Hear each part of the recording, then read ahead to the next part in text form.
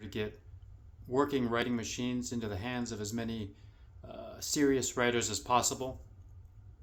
So I believe that working on an analog machine during this time of the proliferation of digital technology is a profound and revolutionary gesture because it facilitates deep work. This machine that can only write, through which there are very few distractions, though you can tinker with them and you can collect them. You can find ways to distract yourself. However, the predominant thing you can do on a writing machine that makes it rewarding is deep focused work. And as in the Cal Newport book, Deep Work, this is very enriching to the human soul. It's like the blacksmith has a certain moment when he's just forged a sword, pure joy, pure fulfillment come over his face. And that's what's available to you when you, and to me, and to humans, when we sit and focus on our craft for a certain amount of time, demanding a higher level of excellence.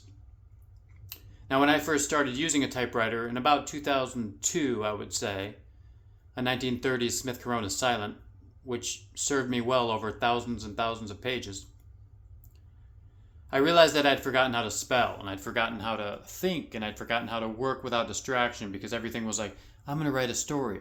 Let me go Google some things, right? And then hours go by and you just still have Googled things.